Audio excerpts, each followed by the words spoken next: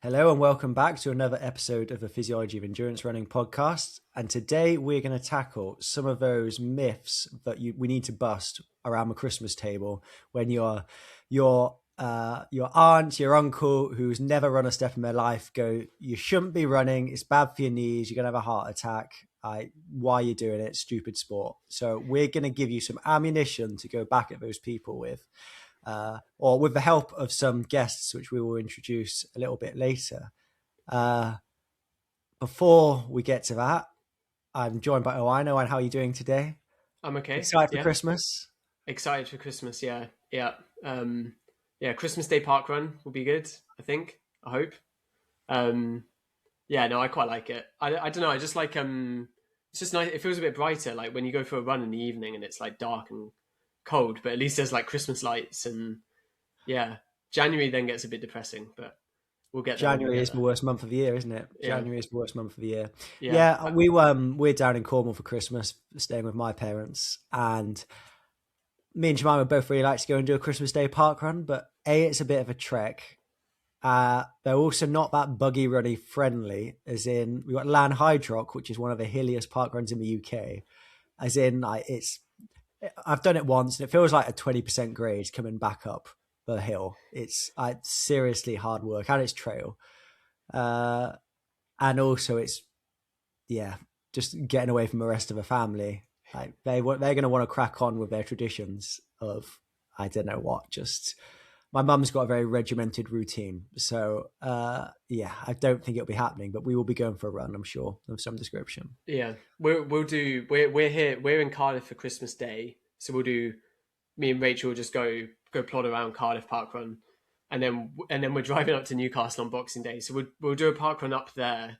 I don't know which one. We normally do like Prida park run, but I've said like, maybe we'll do like Town Moor park run on the Saturday. After Christmas, because it still feels Christmassy that Saturday. Like you would have had like Friday would have been Boxing Day, right? And then go do another park run. That's too many for me at that point. I then don't do any more for about 4 months. No. So it's kind of nice going up to like different area of the country. There's some good running around Newcastle as well. Like to the west of Newcastle, like along the Tyne is really good, I think. Like underrated maybe, or there's like an old railway trail that's like, I think there's like a section where it's just like 5k pancake flat, like no cars. Really good for sessions. Not that I'll be doing. That's what you want, isn't it? That's what you want, especially when you're doing all your sessions. Yeah, no intensity till 31st of Jan. 31st of Jan. I'll be back in Cardiff by then. So yeah. I was going to ask, do you have family members say to you you're gonna X is gonna happen to you, or why do you waste time running? No. I was going to say, no. You're good enough where that doesn't come up. No, it's because my parents ran. My granddad was a Royal Engineer in the army, but that was just an excuse to go play hockey and do athletics and other sports. He actually was there when Roger Bannister broke the 4-minute mile, and I've got a program which is pretty cool from that day that he kept. Unfortunately, he was not with us any longer, but he left it to me, so that's cool to know. And all my aunties, uncles, I'm a family of runners basically, so I've not got too many relatives saying that, but I've been in the sport long enough for that to come up in conversation multiple times about how running's not good for your health. You're gonna die. You're gonna kill yourself early. Yeah. Sometimes I feel like that at the end of a marathon, but it's not happened yet. So. I mean, like this came up last night. Like you've actually like ended up in hospital after like London, right? And like had a cardiac MRI. So I did end up after London, but that was that wasn't a normal response to a marathon. I had a virus beforehand, and my troponin, which is a marker of cardiac muscle damage, was pretty elevated, and so I ended up with an MRI and it was all fine, so I was all good. Maybe something cute, myocarditis, but I was given the all clear to get back training, I ran a 10k PB like 6 weeks later, so I lived to tell the tale. I was gonna say I've had both of these myths we're gonna discuss chucked at me.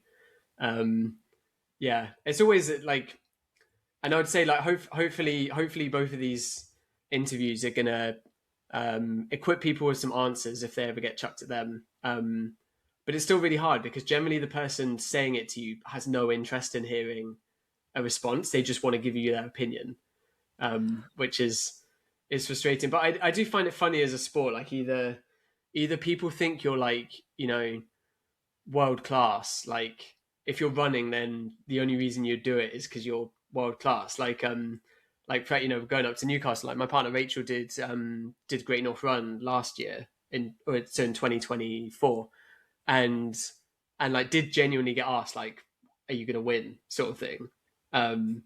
So you know, like there's either that thought or there's just, oh, it's stupid. Like why would you do exercise? I do think some of that comes from like, for a lot of people, running was probably like a bit of a punishment at school. It was like you forget your PE kit, or you know, like yeah, you just get made to run like laps, or like you get sent to do cross country, and it's just like crap. So I think that's maybe some people's, I guess, like first and like maybe only interaction with running is in a negative sense. But yeah, like generally, like people that chuck these ideas at you don't actually want to hear an answer, do they? They just want to. No, Generally, no, it's one of many opinions being thrown at people's directions. It's coming with a whole set of biases that aren't going to be changed anyway. But we're going to give you a good go at putting a response together. At least you've got some evidence-based replies that you can whip out of your pocket. So maybe just that's the theme of today. Send them the link to the podcast. I think just refer, yeah. If it boosts our listenership, then fantastic. yeah. Like, oh, send your uncle that you only see once a year our podcast. Well, welcome whoever's uncle you are if you're listening to this. I guess just before we get to the first interview, want to say thank you to Saw. So it will be the end of the solstice. We're recording this on the solstice, aren't we? So we are. I literally completed my 21 hours today. I've just worked it up, very efficient. 21 hours and 3 minutes. With the marathon. What's that? With a marathon in the middle of that, which is pretty good. Yeah, I think there was 3 days of no running and a proper taper in there, and a bit of quite you know, for me, quite reduced recovery post marathon as well. So I was quite happy to get to 21 hours. Yeah, pretty good effort. So yeah, hopefully you put your email address in and have sent your Garmin screenshot. If anyone else has done the challenge, like remember to actually claim your £60. You do have to send your Garmin or your Strava data to Saw. It doesn't just automatically come to you. So yeah, go on the Saw website. We'll put it in our show notes as well. The link to the Solstice Challenge, and yeah, I think I'll be wearing something Christmassy on the Christmas Day park, and I'll have some Saw on. But yeah, maybe next year Saw could do a Christmas pattern top. You're big into that, aren't you? These days, I've got enough Saw kit every day. Every run is, I've got some sort of Saw kit on, even if it's just winter gloves or a hat or whatever. But yeah, it's just such nice kit. We've said it enough times. It's really, really nice stuff. So go check it out. What have we got coming up in our first interview? Yeah, so this was with Rose and Jen. They both run Podium Physiotherapy. So Podium is based in London, but they do some remote work as well. And I guess to introduce it, it's probably easiest to say, like, I came across Rose because I was coaching a runner that had been seeing Rose and was going through a return to run program. And Andy said to me, oh, I'm working with this physio Rose. Can I give her your details to just like talk about the return to run? And I was like, yeah, like go for it. But I was like, oh, this is like interesting.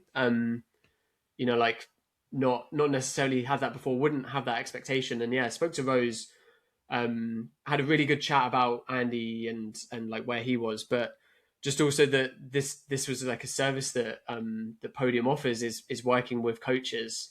And we sort of said in the interview, and we sort of said when we chatted, it's the setup that happens at a high performance level. Like you don't see a physio completely independently from your coach and from your sports scientist. Like they all work together. This is what you do with Welsh Triathlon and Welsh Athletics, right? Like you sit in a room with the physios and the biomechanists and the psychologists, and it's a whole performance team. Yeah, exactly. That's such a better way of doing it than relying on that relay of information from physio to athlete to coach.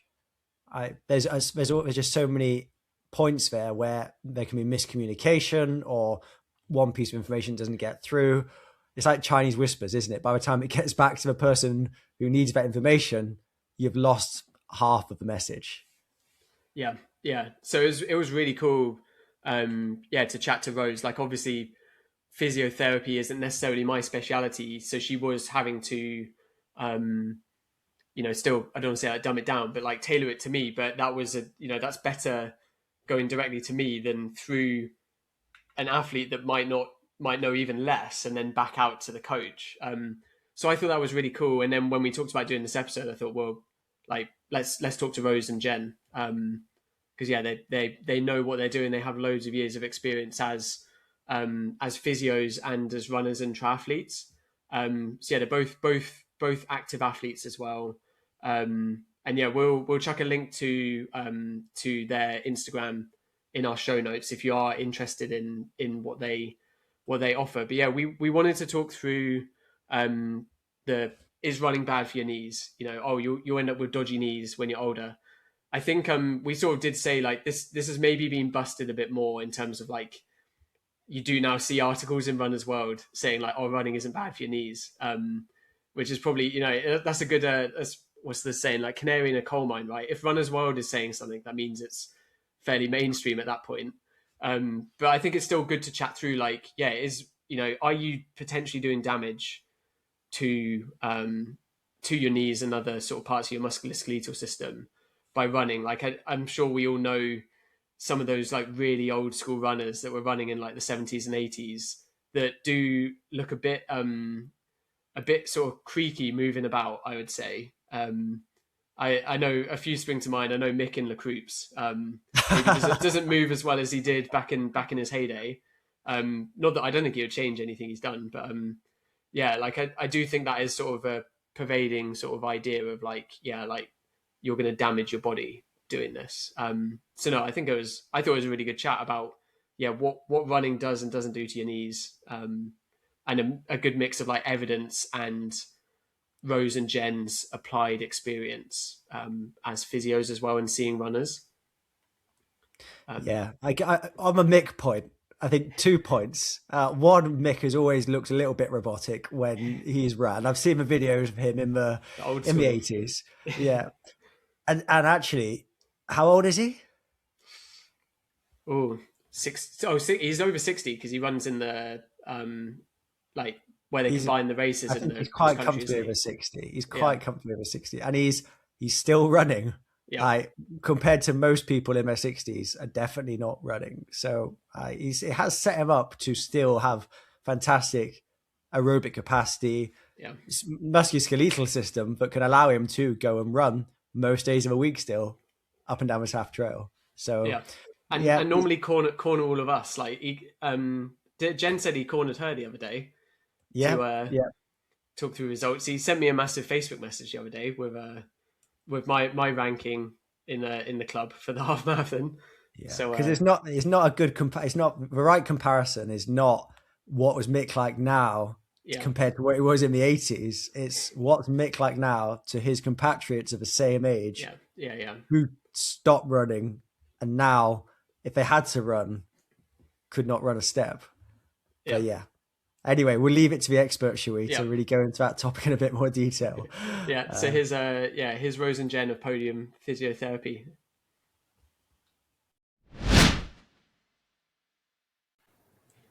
So we're joined today by Rose and Jen. Rose and Jen are runners and triathletes, and they run Podium Physiotherapy. Thank you for joining us, Rose and Jen. I thought it best if you take us through what Podium Physiotherapy is, because it's quite a unique service. So thank you for joining us. And are you okay to tell us what you both do? Yeah, thank you for having us. So yeah, I'm Rose. So I'm primarily an endurance athlete and also a physiotherapist. So we actually both grew up training on the track, and we've essentially just taken that passion for training into adult life and into our careers.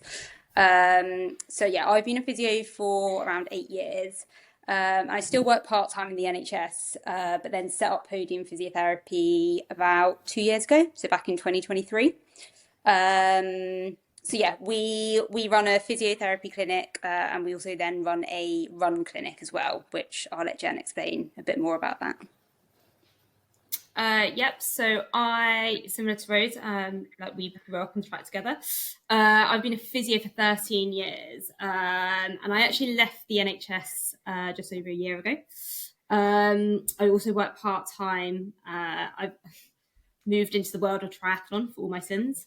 So I also work part time as a triathlon coach alongside Podium. And yeah, as Rose mentioned, we've got this run clinic, which is a newer part of our clinic, really. And the premise of it really is helping runners understand why they may be more prone to certain injuries, doing a really comprehensive strength and conditioning and mobility screening, and then teaching specific exercises to help not just improve obviously their running economy, but also make them more robust as a runner, incorporating lots of running drills and things like that. So yeah, it's a really nice like other parts of the clinic that just like is very much based on just our passion as runners, essentially. It's really cool, and I first, I guess, met Rose because you were sort of doing the return to run and had been seeing one of the athletes I was coaching, and I thought it was really cool when yeah the athlete said, "Oh, can you speak to my physio?" And yeah, we had a really good chat, and I felt more informed as the coach for him. So I thought that was yeah really cool, sort of I guess more athlete focused service. To interact with the coach, which is what's happening in like high performance setups. So yeah, it's a really cool setup, I think. Um, we've got Rose and Jen on to talk about knees. So this is part of our sort of running myths episode, where I'm sure loads of people listening have had a distant relative or family member say to them at their Christmas dinner, "Oh, that running's bad for your knees. You're going to have bad knees when you're older." I think in the running world, it's maybe been a bit more disproven in the last few years, but it's definitely a myth that still exists in the sort of lay population.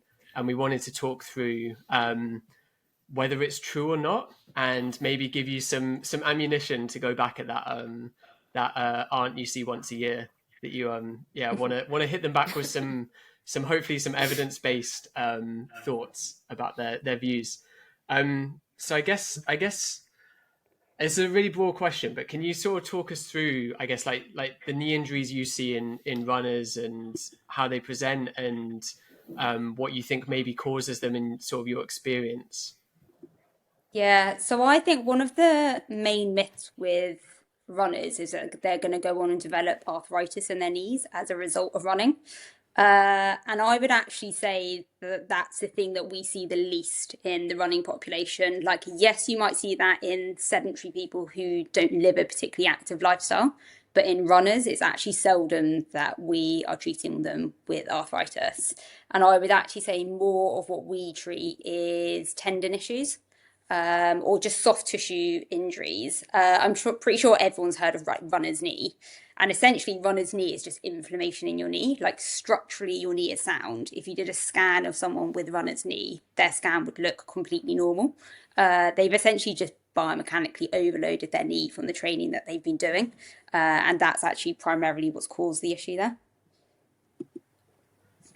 And I guess are you able to talk through, I guess, some of the like anatomy of what's going on there and what maybe is inflamed or yeah what's going on, I guess, with the runner's knee?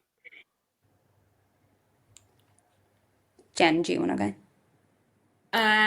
Yeah, so I mean, ultimately, as Rose said, in that situation, you're not actually on an MRI. Structurally, everything will look okay. So any inflammation that you're seeing in the knee at that point is just very generic. It's not linked to any specific structure.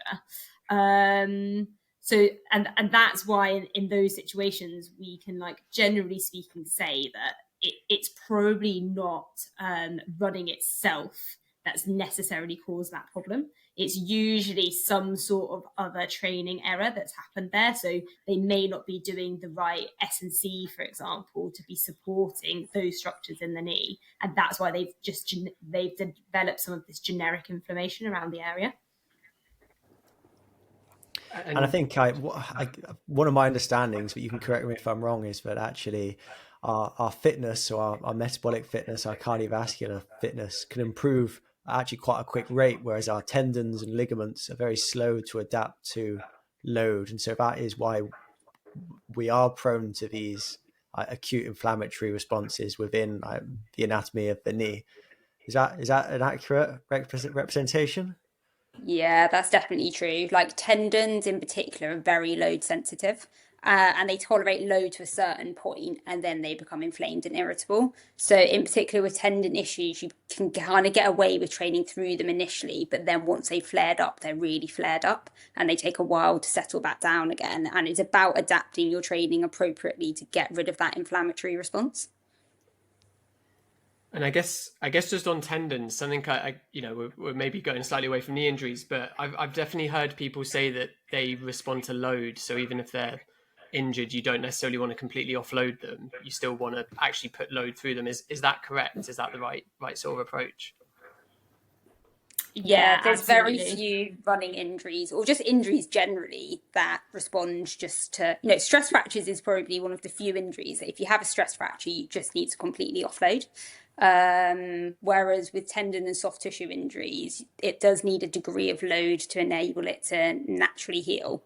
And to also become more tolerant to the task at hand. Like ultimately the reason that tendons flare is because they become overloaded. But in order to become more tolerant to that load, you need to strengthen them so that they can do the thing that you want them to do. And so going back to knees, we're sort of saying that the idea or the prevailing idea is that running is bad for the cartilage around the knee. Would you say that there's any way of knowing if you're maybe more at risk of that? Like you definitely hear of people where they maybe they're saying the wrong thing or they've got the wrong information, but they've lost the cartilage in their knee or it's damaged in some way. Is that maybe a high risk factor for someone that's running? There's actually quite a lot of conflicting evidence to suggest that actually that's not true. So there is actually evidence now to suggest that running in small doses is really good for the cartilage in your knee. So if you look at elite runners compared to recreational runners, elite runners are at a higher risk of developing knee issues than recreational runners, but it's still not a huge risk of developing those issues. And, they need to do a lot more research into it, into what the dose response is. But essentially, small bouts of running is actually really good for the cartilage in your knee, and it can actually prevent any issues later down the line. And I think one of the sad facts that we have to accept is that a lot of these things are genetic as well. So, if you've got a family member that's had arthritis or you've got like a really strong link with that in your family, sadly you may be somebody that's more likely to develop arthritis, but that doesn't mean that you shouldn't run, and it doesn't mean that that's going to increase your likelihood. If that's going to happen, it's going to happen. And actually running is like beneficial for so many other things and for your general health, for your metabolic health and things like that, that there would be no reason that we would suggest to somebody that they shouldn't be running. Yeah, and I guess to add to that, arthritis is often an autoinflammatory condition, isn't it? And like you said, there's genetic links, but also actually, if you can improve your metabolic health and have a lower just resting inflammatory response, which is my whole PhD was on interleukin 6 and IL-6, which has got relevance in exercise, but also it's just released from adipocytes, so fat cells, if you are overweight. And so if you measure the IL-6 levels of someone who is got a high BMI, they're going to be elevated. They've just basically got low level but chronic inflammation, and that is, we know, harmful for a whole host of things, but certainly for inflammation and arthritis. And if you look at like the risk factors that you would talk to someone about in terms of developing arthritis, you'd be talking about like weight management, their diet, their general health. It's never a conversation of, oh, well, how much running are you doing? Because that's just such a negligible factor for them. Would you I guess maybe moving slightly away from knees, would you say that running could be seen as bad for any sort of musculoskeletal injury sort of long term, or would you say that the benefits like significantly outweigh any sort of risk factor? Yeah, I mean, I think we would largely say the benefits outweigh it. Like, yes, there are certain injuries that you shouldn't run through, but ultimately, as Jen said, most running injuries are actually just training error, like too much volume too quickly, or too much intensity, or not doing the right S&C. But it's not actually the running within itself that's causing the issue. Yeah, because obviously there are obvious examples, right? I guess all three of us in the last few months of athletes doing very high volumes of training and actually coping with that completely fine, but it's that gradual progression over years. Whereas I think I'd be interested to hear who you think is actually more of risk of knee injury or any other injuries. Is it actually a new runner who's not conditioned for running and starts their couch to 5K on New Year's Day, having not trained for 10 years, versus the high level performance athlete who's run their whole life, and actually it's not a big shock to the system to run every day of the week? Yeah, I mean, I'd absolutely say that kind of like training experience is key in terms of like reducing your risk. And we all learn from making those errors when we were first getting into the sport and doing too much too quickly and that kind of thing. But also, we've probably seen quite a lot of runners come in that have used, and maybe I need to be a bit careful about saying this, but like using like AI generated apps essentially to like write training plans for them. And I think sometimes people, because I think on some apps, maybe they're just putting in like, oh, this is the time that I want to run, for example. And there's no appreciation for like where they're currently at and what they're trying to get to and how big that leap is. So I think a lot of it can come down to kind of like the type of training they're doing, who's prescribing that, how they're following it, that kind of thing. And that's definitely more prevalent in kind of like newer athletes rather than the kind of more experienced athletes. Is there any, apart from the obvious of like not running through an injury, if you're injured, go see a physio like Rose and Jen. But besides that, is there any maybe good sort of ways of not putting yourself at risk for these sort of injuries, and especially for newer runners? Yeah, so I think the one thing that we would both really recommend is doing some sort of strength and conditioning program. And like that doesn't mean that you need to be in the gym lifting really heavy weights. Like there are things that you can do at home, body weight, using resistance bands. But I think also making sure you're doing it enough. So like doing it 2 or 3 times a week to benefit from it, rather than a lot of people just squeeze like a 15-minute S&C session in at the end of a run or like once a week. And you need the frequency and the consistency of that for it to be beneficial for your running long term. You're talking to the 2 worst people here. Oh, really? Yeah. I don't do any, and I think Dan, you binned it off about 8 weeks ago. Oh, I was doing very well. It was my New Year's resolution to be in the gym more. And for the first 6 months, it went quite well, but it's gone downhill since. It's the convenience thing, isn't it? Running is so convenient. You can just go out your door. Whereas I used to have a gym literally next to my office, and now I don't have that anymore. And it's more challenging. But I think it also depends on how injury prone you are, doesn't it? If like I know lots of people, Rose knows lots of people that just can get away with it, and they don't have to do S&C stuff. But I guess the people that we see in clinic are typically the people that can't get away with it, and therefore they are the people that would benefit from engaging in S&C like once or twice a week just to prevent these niggles from like reoccurring, essentially. Yeah, and I think like you were saying, Owen, like tendons really like load, and obviously you're getting some load with running, but they particularly seem to like high loads and not massive numbers of reps, don't they? So you can't achieve that unless you are putting some real resistance through it. And I guess sort of for long term health as well, it's probably better to be lifting some weights a few times a week. Like we're probably, although we're maybe metabolically pretty healthy, like me and Dan could probably do with a bit more muscle for long term health.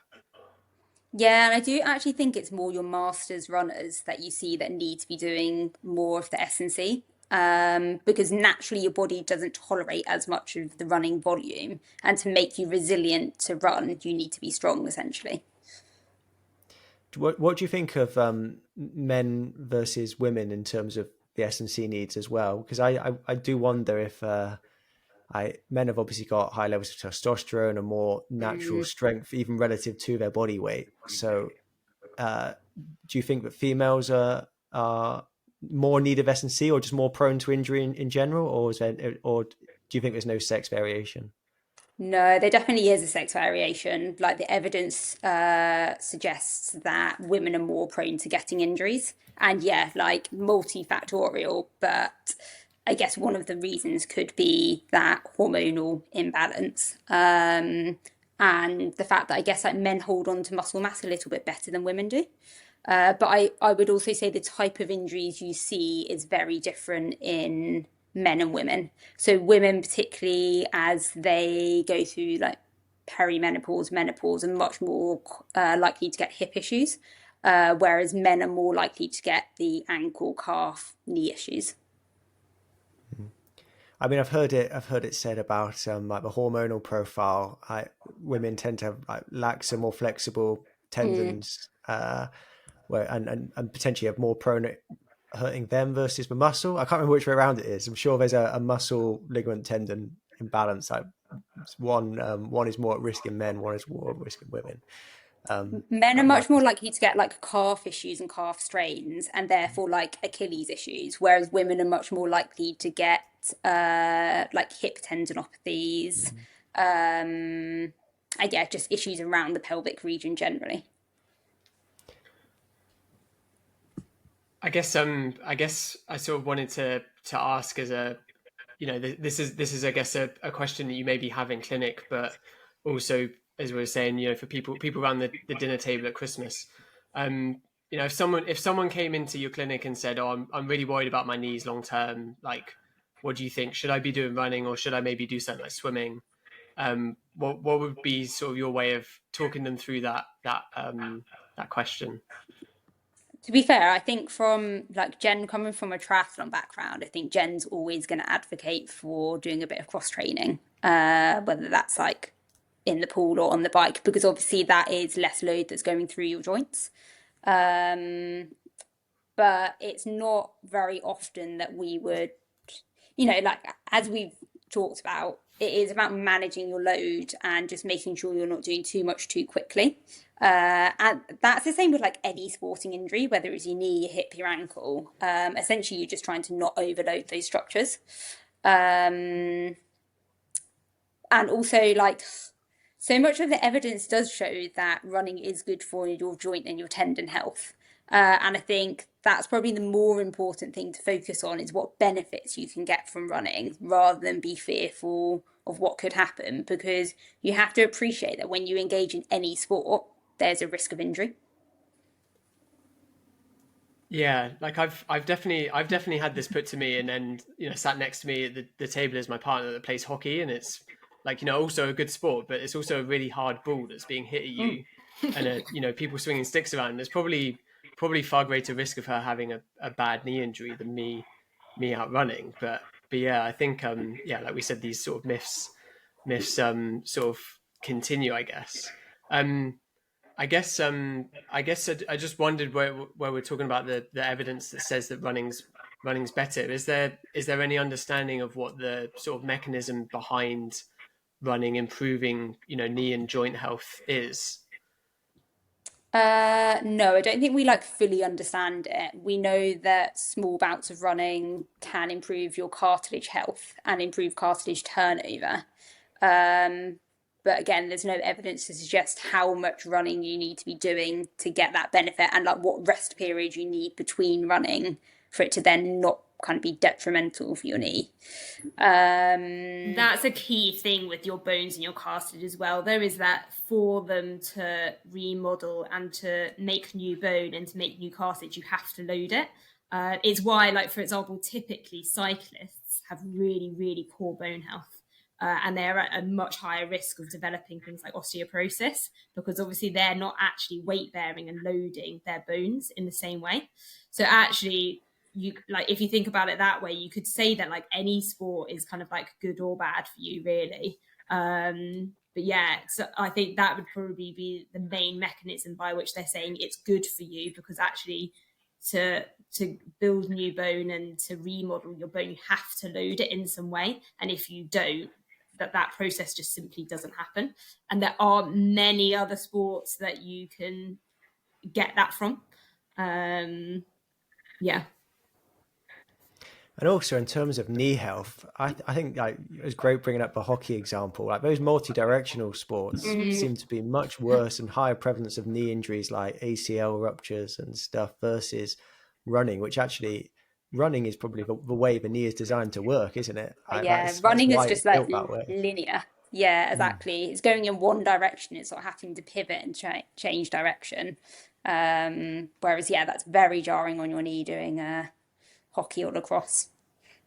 Yeah, and like, anecdotally, I do the runners who I've seen who have had like more severe knee injuries tend to be those people who've transitioned from a team sport, often at quite a high level, then into running. I do wonder if they've sort of degraded their structures through the team sports, multi-directional stuff, and then you're putting a load of load through a joint, but is no longer as structurally intact as it should be.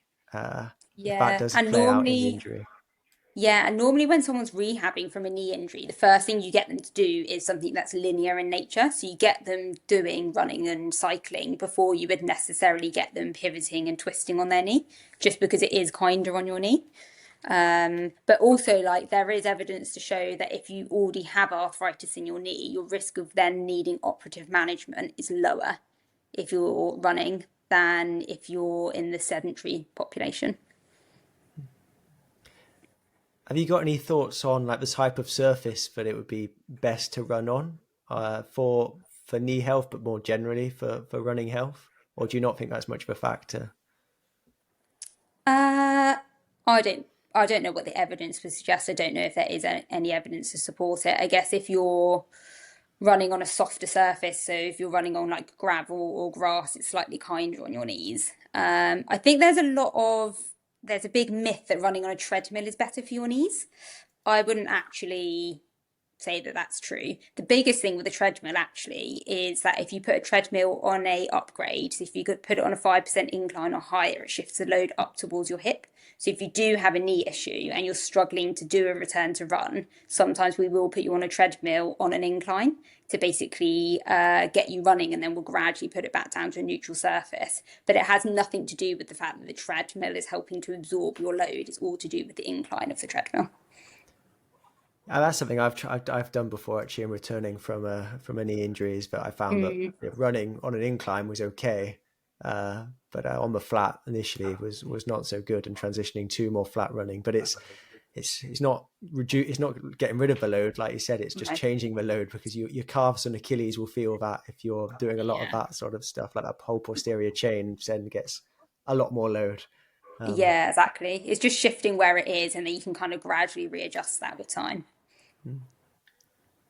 Would it be fair to say that that's sort of the view to take on treadmills and then on shoes as well, that you don't ever get rid of load, you just sort of shift where it's applied and where it's maybe felt the most? Yeah, 100%. Yeah. And I guess talking about shoes, would you say super shoes are better or worse for knees? Like if you've hurt your knee, should you maybe put your super shoes away for a few days, or are they seemingly okay? I think our general view and ethos is probably super shoes aren't the trainers that you should be doing the majority of your trading in. Certainly they have a place before racing, and you do need to make sure that you're conditioned to run in those trainers. But I would say that we more often than not will have patients coming in, and when we question them about what's changed that might have led them to their current injury, there quite frequently is this kind of like, oh yeah, I tried a new trainer, or I was running in something that was carbon or nylon plated and that kind of thing, in the lead up to them developing that injury. So it, it's not to say don't ever do it, but I think, I don't think any of us can deny the fact that there is a link between people more commonly having injuries now that they're running in essentially very aggressive shoes. I guess it, like you were saying, it's just that is going to change the loading pattern, isn't it? And so it's being gradual with all of these things, and being aware that actually changing your shoe type, especially if it's something very drastic, so going from easy mileage shoes to super shoes, that is going to stress your body differently, and it needs time to adapt to that. So don't go in and jump in and do a big 20-mile run at marathon pace in your super shoes for the first time when you've never actually worn them before. Maybe start off a bit more gradually and just making smart decisions. Yeah, and something that we quite often get asked in clinic as well is about, especially particularly in the run clinic, is is forefoot running better for you than heel striking or midfoot running and things like that? And it is exactly the same concept here in terms of shifting load. If you're a forefoot runner, you're probably a little bit more predisposed to picking up an Achilles or a calf injury. Whereas if you're more of a heel striker or a midfoot striker, you're more likely to be loading the hip and the knee a little bit more. And it's not to say that one's right or one's wrong, but it all kind of circles back to then actually doing the right S&C for the type of runner you are, or the type of shoes you're going to be running in, and that kind of thing, to make sure that the muscles that need to work harder when you're doing those things are actually working correctly. I don't think I had any other questions. I think we've sort of hopefully taken a bit of a whistle stop tour on knees. I think my takeaway is that, Dan, you can definitely push back when your aunt says, "Why are you running 200k a week?" You can tell her that you've built up to it and you're good to go. Yeah, well, I feel worse in the taper now, but I've dropped the mileage to only 155k. So I think 200k a week is my sweet spot now. I've just adjusted to that load. What do you reckon, Owain? I mean, I said before, I said 185k is your danger zone, but you've pushed through it. I've found a new baseline.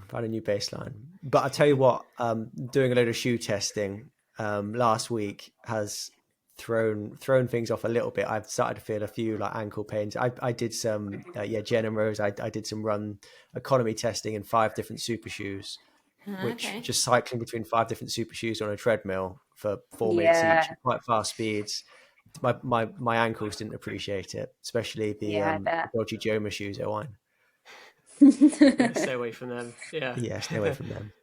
Can you now tell us which is the most economic shoe to run in then? Oh, I can now, because we would have released the episode by then. It was the Puma Fast R3, which were the most economical, but unfortunately they were giving me posterior calf hamstring pain, so I can't wear them. I can't wear them for a marathon. I've decided I have raced a half in them. I was sore afterwards, but okay. But I tried them for a 30k hard session, and at the end of that, I was quite sore. I wouldn't fancy doing it for a marathon. But it was the Asics Metaspeed Skies Tokyo edition that came out from Next Best. So I'm a big fan of all the Asics range, but better than the Rays, interestingly. Interesting. So save some money and get the Sky. Yeah, a bit cheaper, last longer. Winning. Yeah. Yeah, thank you. Thank you so much, Rose and Jen. Really appreciate it. If you wanna check out Rose and Jen's physiotherapy clinic, it's Podium Physiotherapy on Insta. We'll chuck it in our show notes as well. Thank you so much. Hopefully, that's equipped people with the tools to answer that question if they get it put to them at Christmas. So welcome back. I hope you enjoyed the interview with Rose and Jen. As we mentioned, their link is in the show notes. Do you feel like the myth is busted, Dan? I think so. I mean, it was context specific, isn't it? Like you obviously can hurt your knee as a runner, but long term, it is not going to. It's most likely not going to give you osteoarthritis, and actually seems to be protective of function. And like I was saying before with Mick, if you can keep running, then that is going to be long term much better for your aging process rather than it being detrimental. That's where I stand.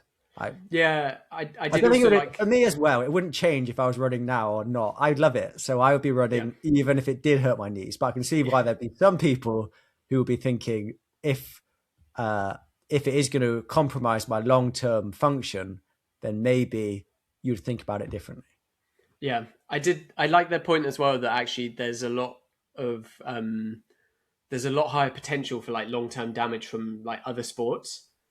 Like we mentioned hockey, didn't we? But like football, like someone slide tackles you and completely obliterates your knee. Like that's probably ACL gone, right? That's going to that. And ACL goes. That is a big risk factor for developing osteoarthritis later on in life because your knee no longer functions in the way it was supposed to.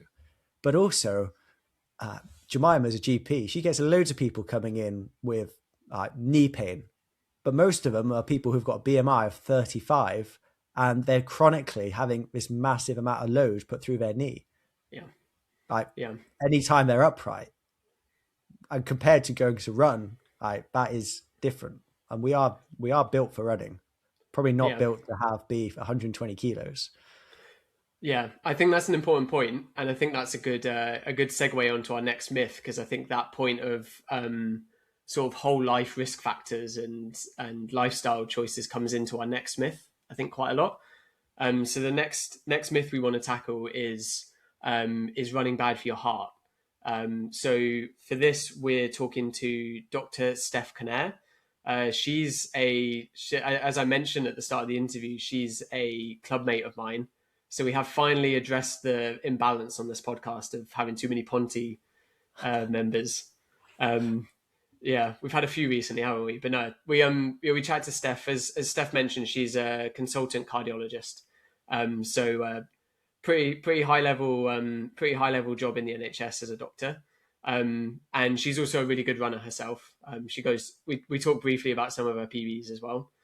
We again wanted to talk through, like, are you doing any long-term damage to your heart from running, from having that elevated heart rate whilst you're running? And as you mentioned there, like, you are elevating your heart rate. You're putting your heart and your whole sort of vasculature under an amount of stress when you're exercising, but compared to the stress that it would exist at 24/7 if you're overweight, if you have, like COPD or, vascular disease, it's actually like a lot less. So there's a, and then like lifestyle choices that impact your cardiac health as well.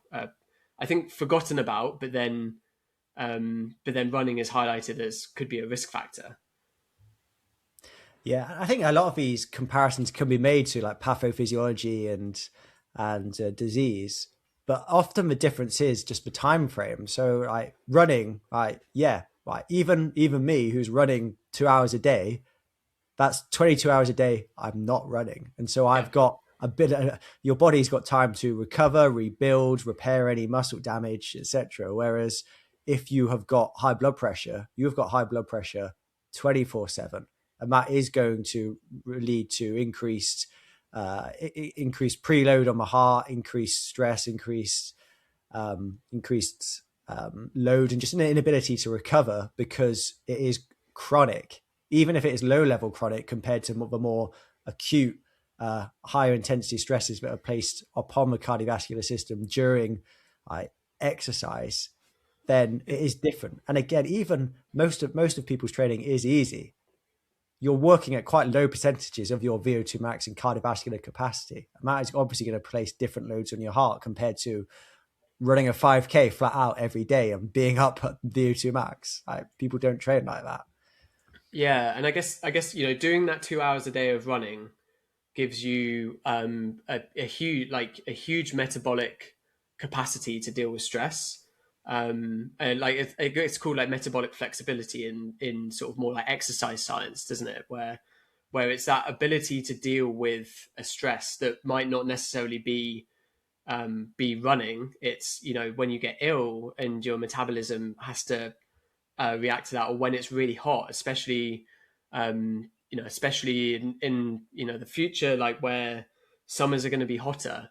If you have the metabolic capacity from chronic exercise to be able to deal with that stress on your body, that's beneficial. Whereas someone that doesn't have that metabolic flexibility, where going up the stairs puts them at almost VO2 max, they don't have that capacity to adapt and be able to respond to those challenges, do they? That's where then we get ill and it's frustrating, we can't run, but we're fine, like we're okay. Whereas like there are people where they get ill and it's life threatening because they're just metabolically so challenged, and I think that's where maybe there's a bit of risk, and we do talk about with Steph some of the risk of things like atrial fibrillation from chronic exercise, but at the same time it's unseen, but you're defending yourself against so many other issues. And that's where like humans are bad at dealing with risk, aren't they? It's like, someone collapses at a marathon, and we talked about this yesterday, didn't we? Like one of 60,000 people, or a couple of 60,000 people at London Marathon collapse, and that's really bad. Whereas the other 59,998 people that through chronic exercising aren't at risk of so many other health issues isn't seen. But so that little risk is the bad thing versus the huge amount of good that is being done by that chronic exercise. And we're just not very good at dealing with that, are we? Yeah, we're not very good at statistics, are we? Because the other thing is, if you've got 60,000, I mean, yeah, but as a population, as a race, we're not very good at statistics, because also if you've got 60,000 people together, there's a good chance that one or two of them are going to collapse just in Tesco, let alone running a marathon. So there's a numbers game there. And actually there are so many unseen benefits to running, and that you are getting so many metabolic, cardiovascular benefits that will protect you from disease and make you more tolerant to any forms of stress, whether it be heat or infection or exercise. Again, I like my running. I'm not stopping running, but this is one more reason to keep it up. And I hope you enjoy the interview with Steph. I think it was a good one, and I'll catch you in a minute.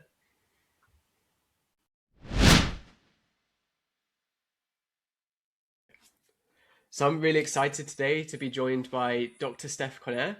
Steph is a consultant cardiologist. She is also a clubmate of mine in Le Croupier's. Obviously really excited to talk to you about the heart, but also it's nice to address the balance problems this podcast has had, where we've had a few too many Ponty rodents. So great. Nice to get another Le Croupier member on the podcast. How's it going, Steph?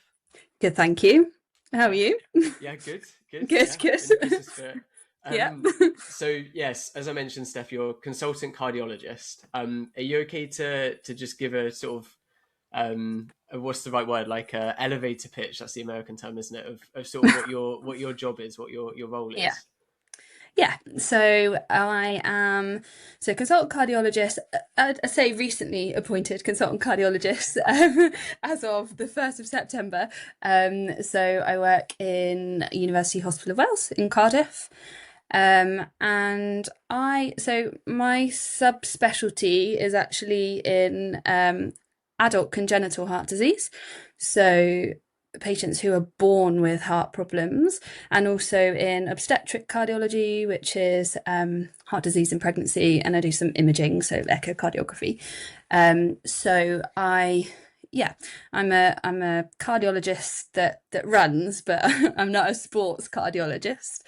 So gone through, we were just chatting, Cardiff university, and then as a doctor, as a training doctor, you move around all over the place, which I've done, and then ended up back in Cardiff. You get sent to some interesting places, especially in Wales, right? Like, people get sent to like Rhyl up in North Wales, which did you go? I was pretty lucky, actually. I went to medical school Wrexham a few times, but I've stayed in South Wales and then been to Bristol for some of my training, so I have been lucky. Yeah, that's not too bad. Yeah, it's not that going to North Wales is bad. I'll just say that, no. But just for me and driving and things like that. Yeah, and I guess people maybe don't realise that it is sort of luck of the draw, right? Like where you sort of get sent, and it's part of and I don't know how it's presented to you, but at least from afar, it sometimes seems like you sort of get a bit of a raw deal of. Especially in Wales, where it's actually a big area.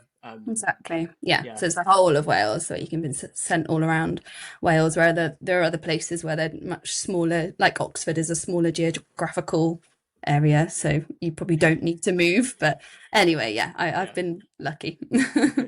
And I guess just mentioned on the running front, what would you say is your best PB? Oh. What are you most happy with at the moment? I think I ran quite well at Cardiff Half. I got PB at Cardiff Half, just gone in October. Yes. Well done. I don't know the seconds. Yeah. 1:27. So I was happy with that. And I also got 39-minute 10K this year. That's Cardiff as well. And then I'd say I'm happy with my marathon time, but I know I can do better. I want to do better. So 3:13:06 in London last year. Correct me if I'm wrong. Power 10 says you're correct. Yeah. Good. Yeah. Yeah. No, really good PBs, and also like just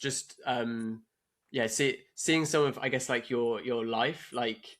Some of those PBs around like some of the like shift work you do and stuff is like really, really commendable. Also, just seeing you on Strava, like some of the early mornings and I did a bit of running off of night shifts, but they were ridiculously easy night shifts, and it's not fun. So having to run off the back of nights and weekends on call isn't.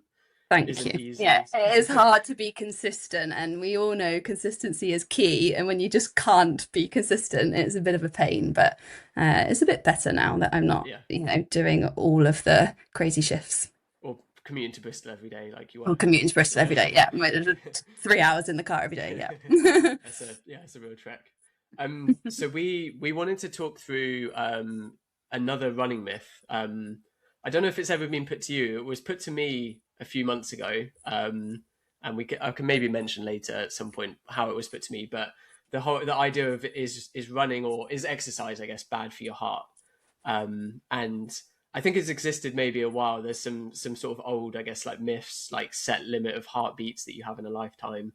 But yeah, we just wanted to maybe like the idea of this whole podcast, give some people that maybe get this presented to them by a family member at Christmas some answers to go back and say, no, you're wrong, that's an idea from 50 years ago. Sure. But we thought maybe the best place to start is to give a sort of brief overview of the heart itself.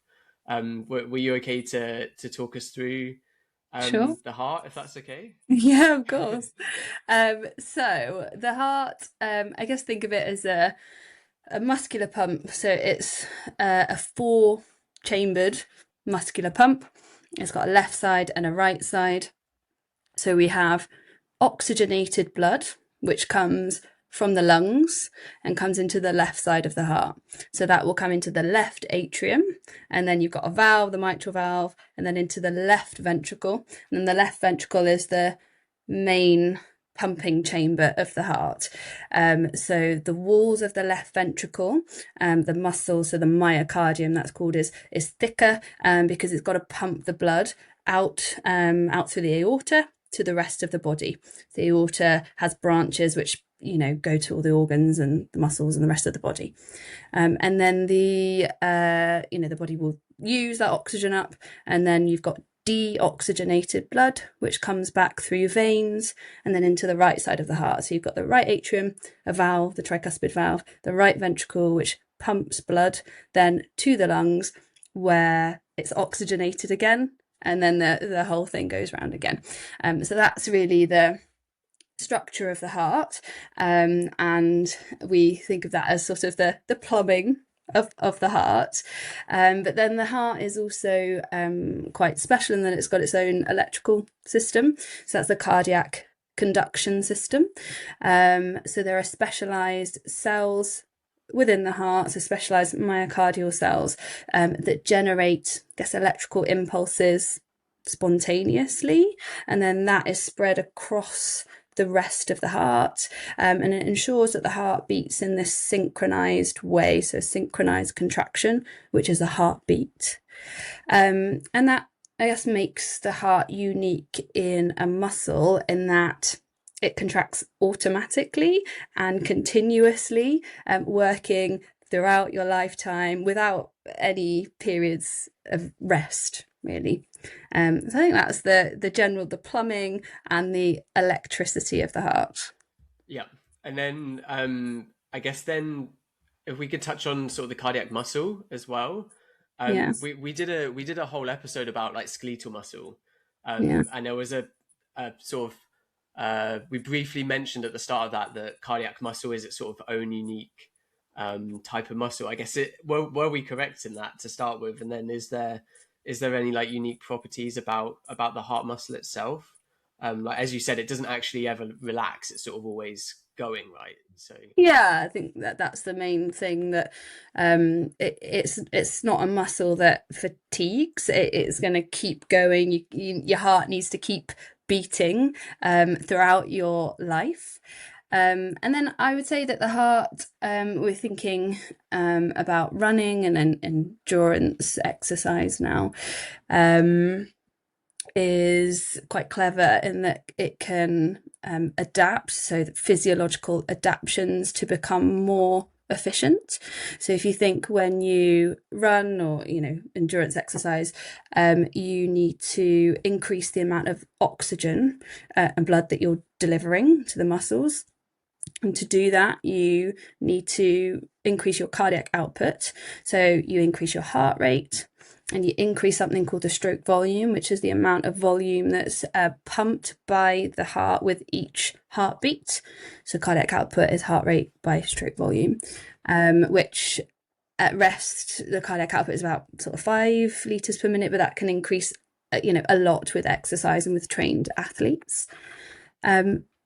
Endurance athletes, trained endurance athletes will have bigger, stronger hearts that pump more blood per beat. So that's a physiological adaptation.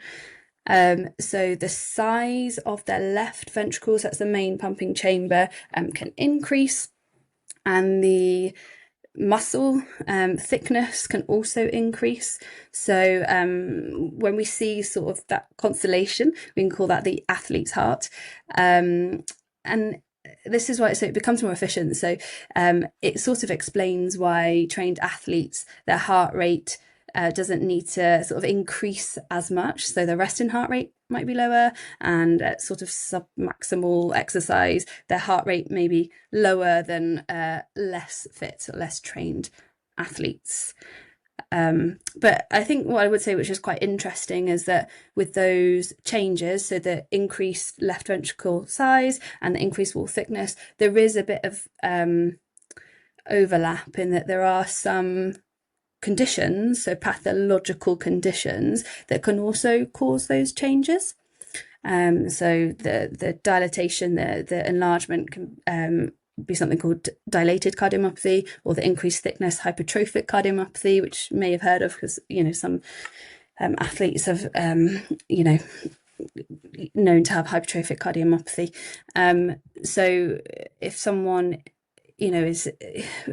presents with symptoms, they have an echocardiogram, for example, and have these subtle findings, sometimes it can be quite difficult to tease out in athletes whether it's just those physiological adaptations of athletes' heart or whether there's something else underlying.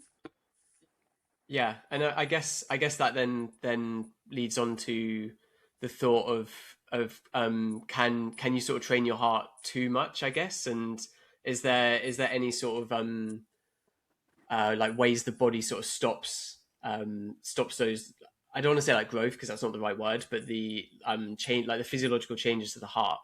I guess at some point they stop just from a practical sense in terms of the space in your like chest cavity, right? Like there is only so much sort of expansion you can get in that space. Yeah, but I think I wouldn't say you could train your heart too much.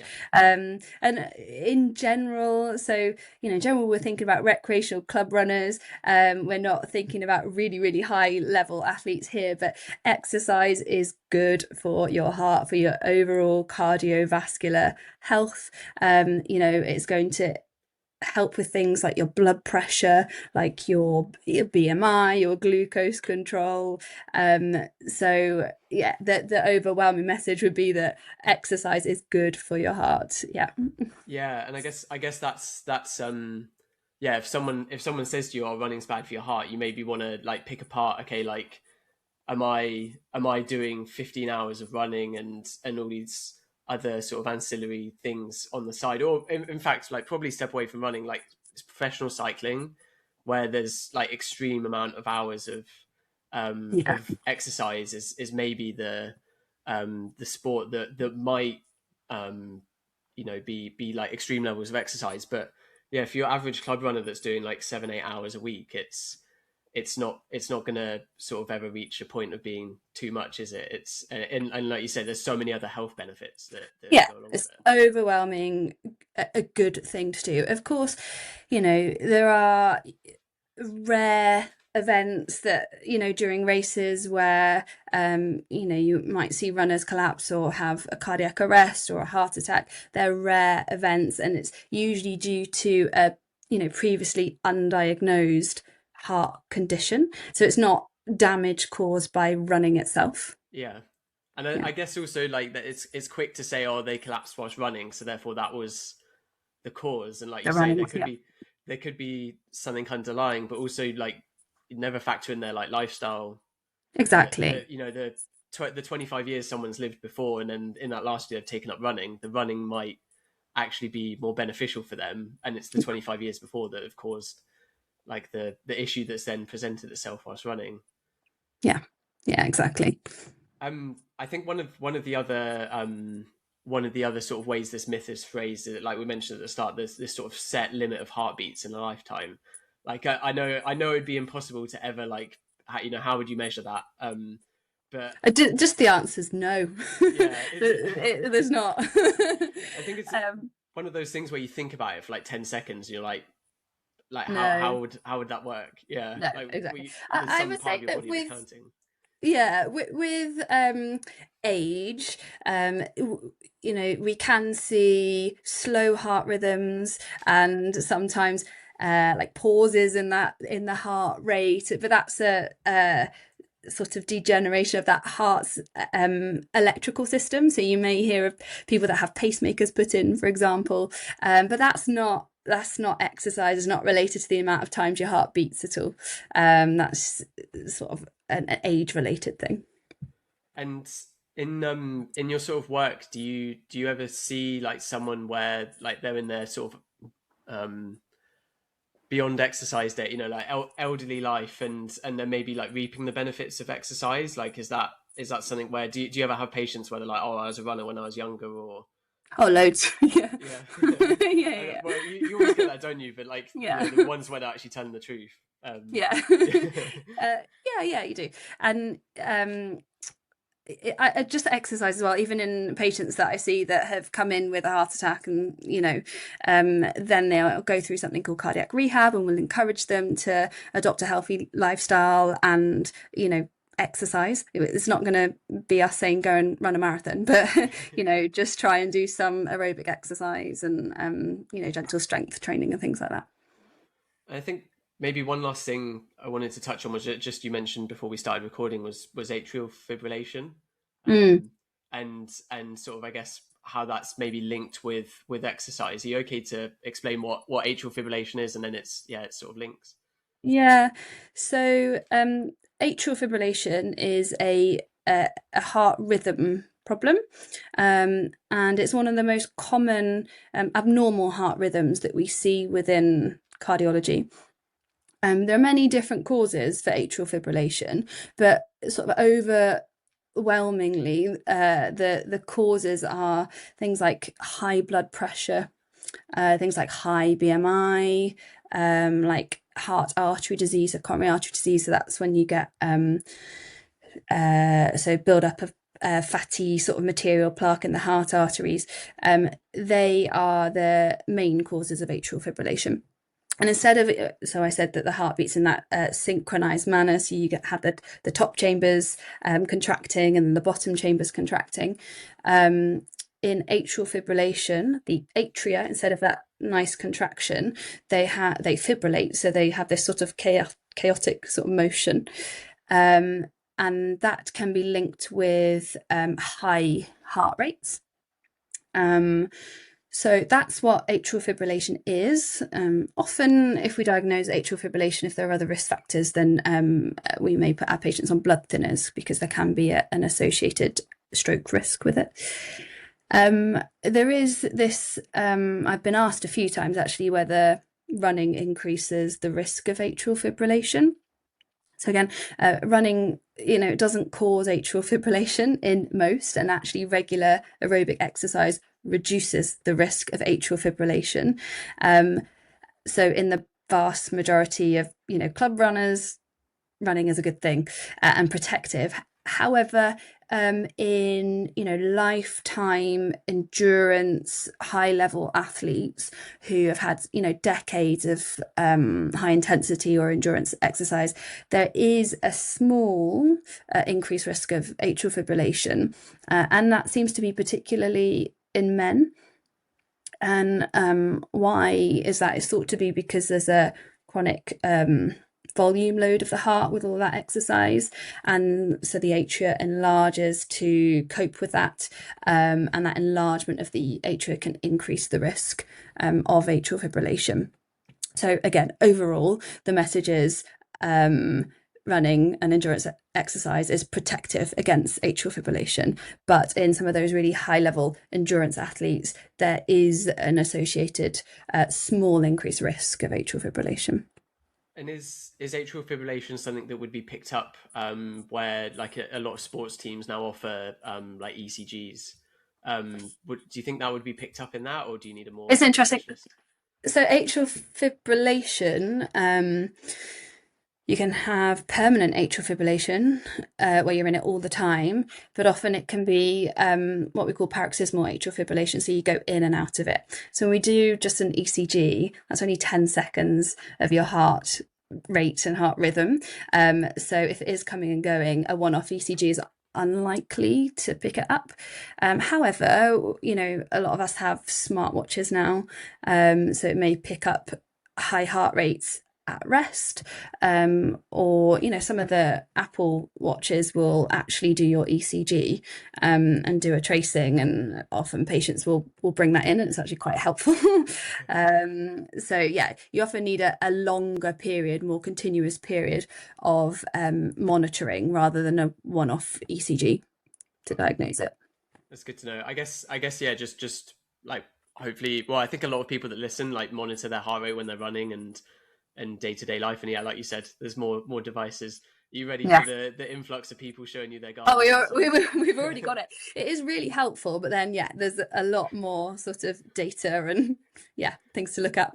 When someone's showing you that, my body battery says this, and you're like, what's a body battery? Like that's yeah, exactly. And I always get these sort of questions just from club runners, we're on a long run and I'm being asked about someone's heart rate variability. I'm like, I don't really know.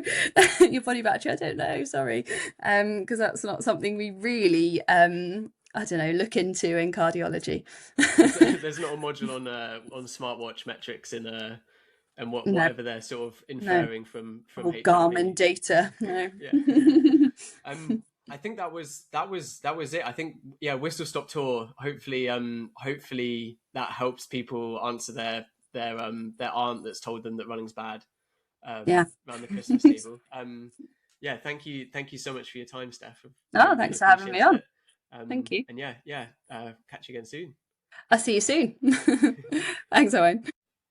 So hope you enjoyed the discussion with Steph. Obviously talked through whether running's bad for your heart, but I think she also talked through, hopefully, taught some people some of the structure of the heart as well, which I think is really useful to discuss. I know I mentioned in one of the questions, like we've talked about skeletal muscle, and we sort of made a passing mention to cardiac muscle, but never really went into it. So it's a good sort of, I guess, like first insight with someone that knows what they're talking about cardiac muscle, and its sort of differences as well. And yeah, hopefully an interesting discussion for everyone. Hopefully you maybe feel a bit more equipped to deal with that what's the right word? Opinionated member of your family, your extended family that doesn't like you, that isn't happy with you for going out on your Christmas Day park run.